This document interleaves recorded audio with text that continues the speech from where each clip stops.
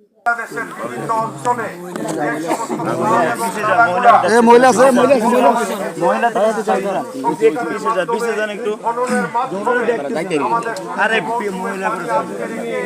পিছিয়ে যাও, বসো বসো বসো বসো আরো অনেক বসো বসো বসো বসো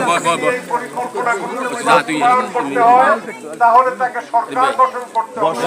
সরকার গঠন করলে আমরা যারা ভাইয়া বসেন, পিছনে থেকে তাহলে দেখবে, বসেন প্রতিদ্বন্দ্বিতা করছি আমাদেরকে যদি বসেন না, বসলে পিছনে থেকে দেখতে পারবে। আপনি জয় করিয়ে দেন, আমরা যদি জয়লাভ করতে পারি তাহলেই তিনি সরকার গঠন করতে পারবেন এবং এই সমস্ত পরিকল্পনা বাস্তবায়ন করা সম্ভব হবে।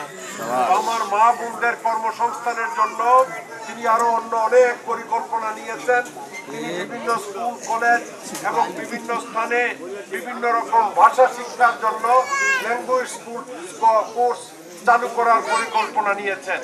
তো আমি আজকে আপনাদের কাছে আসছি, আপনারা আপনাদের স্বামী ভাই বোন সবার কাছে আমার ব্যাপারে বিস্তারিত জানতে পারবেন। যারা আমার নেতা কর্মী সমর্থক আছে, আমি কে, কেমন, কিরকম মানুষ না মানুষ, আমার কতটুকু যোগ্যতা আছে না আছে, এটা আমি আমাকে বর্ণনা করে তো লাভ নাই। আপনারা তো শুনছেন এমপি হওয়ার জন্য আমি 4 বার এমপি ছিলাম, 2 বার মন্ত্রী ছিলাম, আমি বাংলাদেশের বৃহত্তম বাণিজ্য সংগঠন বিজিএমই এর প্রেসিডেন্ট ছিলাম, এক্সপোর্টার্স অ্যাসোসিয়েশনের প্রেসিডেন্ট ছিলাম। তো নিশ্চয়ই আমার যোগ্যতা আছে, কি মনে করেন?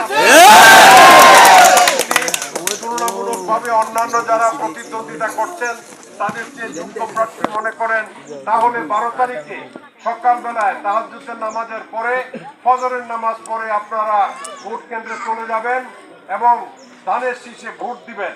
এইটুকু আপনাদের কাছে আমার অনুরোধ থাকবে।